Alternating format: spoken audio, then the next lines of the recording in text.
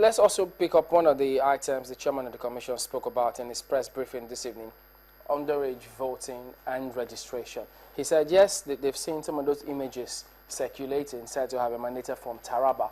In the first instance, registering them is wrong, let alone allowing them to vote. So they said, we will go ahead and find, they've told them to investigate those who are close to those areas, maybe the electoral officers.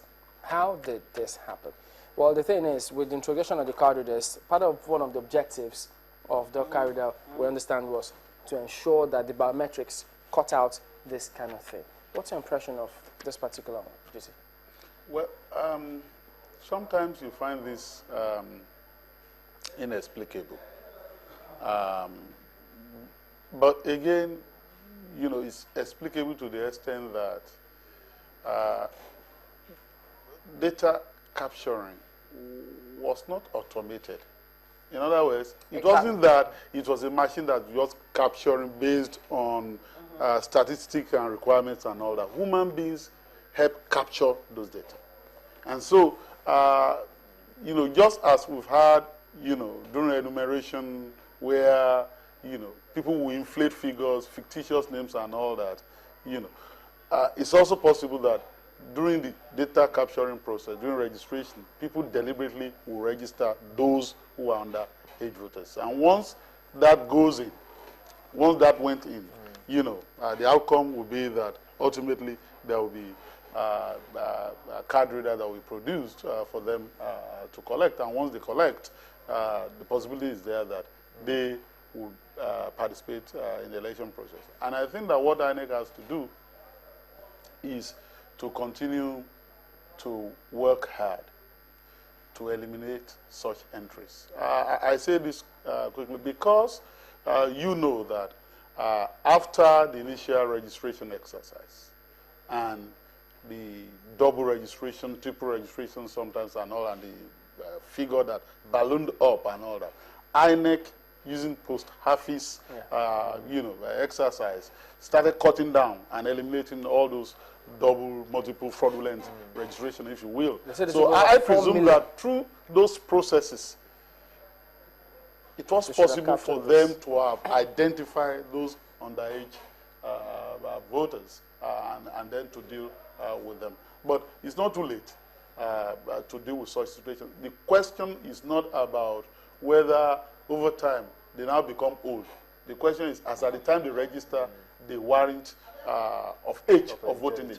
And so, therefore, they ought to be deleted. Madam Juliet, what in your thoughts will be an action to be taken to deter or discourage such acts again? Now, for Madam Juliet. I think INEC,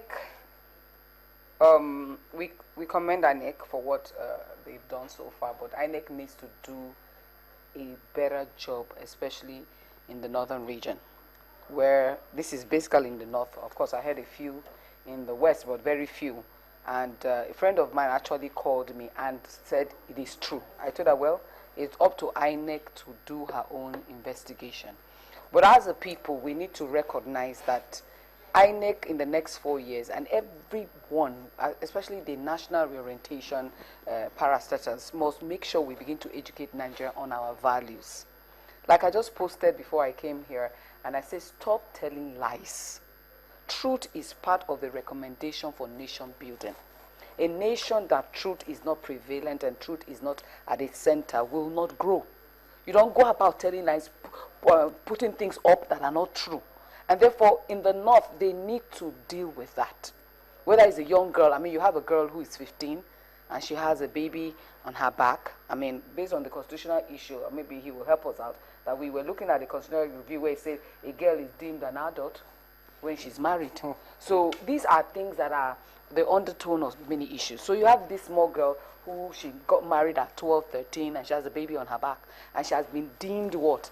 An adult based on their culture. So if you're an INEC officer and you're registering and you now look at her and you say, oh, she's the child. Cultural limitations to this. Yes, she's a child. They may confront you right there, and you probably need to bring a balance to that. You also understand, and INEC has to also understand that with the introduction of the smart card readers, they have raised the bar. Now, they also need to raise the bar in the quality of results that are released. So we are tired of the days where all we get is, these are the total votes in this particular state according to the various candidates. What we need right now is we need to know how many women voted in the country, broken down to the state level, to the local government level. Yeah.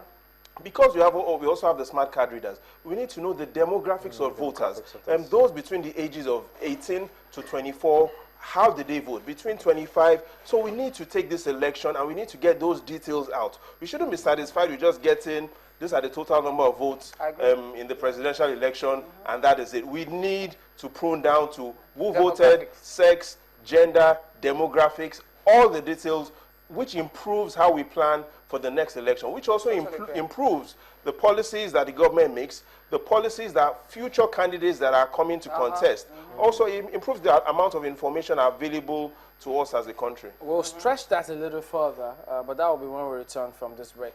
Join us again.